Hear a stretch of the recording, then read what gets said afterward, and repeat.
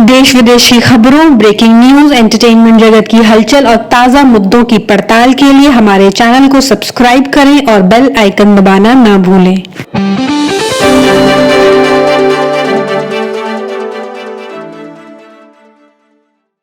यदि भारत ने हिंसा को अपना धर्म स्वीकार कर लिया और यदि उस समय मैं जीवित रहा तो मैं भारत में नहीं रहना चाहूंगा। यह कहना था अहिंसा के प्रबल समर्थक, शांति के अग्रदूत और भारत के राष्ट्रपिता महात्मा गांधी का। वो व्यक्ति जिनकी विचारधाराओं से प्रभावित होकर पूरा विश्व आज के दिन विश्व अहिंसा दिवस मनाता है।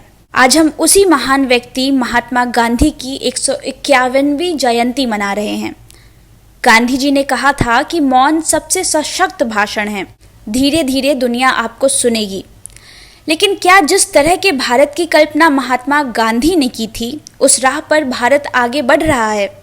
क्या अहिंसा के सिद्धांत पर चलने वाले व्यक्ति को राष्ट्रपिता कहने वाला देश आज उनकी विचारधाराओं पर गहराई से मनन कर पा रहा है? क्या आज के परिवेश में बापू की विचारधारा लेख, आलेख, निबंध, भाषण में सिमट कर रह गए हैं? राज्य यूपी, जिला हाथरस। 19 साल की एक युवती के साथ दुष्कर्म किया जाता है।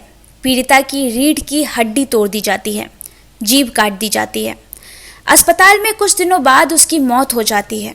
फिर बलरामपुर, आजमगढ़, बुलंदशहर, भदोही में भी लड़कियों के साथ कथित तौर पर रेप के बाद निर्मम तरीके की हत्या की घटना सामने आती है।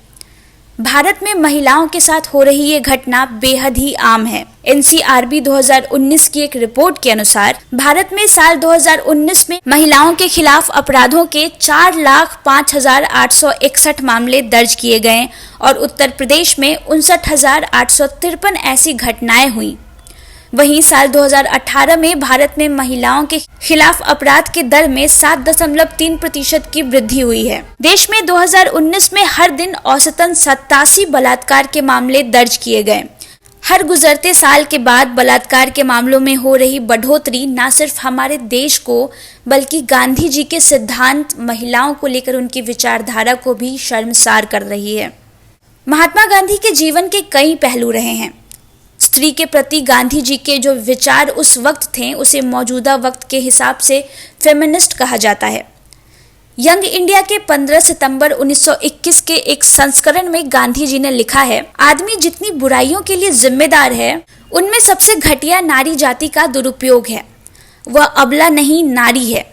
उन्होंने आगे लिखा, स्त्री को चाहिए कि वह खुद को पुरुष के भोग की वस्तु मानना बंद कर दे। इसका इलाज पुरुषों के बजाय स्त्री के हाथ में ज्यादा है। उसे पुरुष की खातिर, जिसमें पति भी शामिल है, सजने से इनकार कर देना चाहिए। तभी वह पुरुष के साथ बराबर की साझीदार बनेगी। सामान्यतया महात्मा गांधी को धार्मिक, सांस्कृतिक और सामाजिक मामलों में परंपरावादी तथा अनुदार माना जाता है। लेकिन जहां तक हिंदू समाज में महिलाओं की स्थिति का सवाल है, गांधी जी ने महिलाओं के प्रति जो दृष्टि उस वक्त विकसित की, बल्कि उसे अपने आचरण में भी उतारा, वह 21वीं शताब्दी के इस दौर में काफी क्रांतिकारी लग सकती है। कभी कभी यह बात बहुत अचरज भरी लगती है कि उनके सामाजिक मामलों में परंपरावादी रीति नीति का समर्थन करने वाले गांधी जी महिलाओं से जुड़े प्रश्नों पर इतनी गहरी उदारवादी और समतावादी दृष्टि कैसे अपना पाए।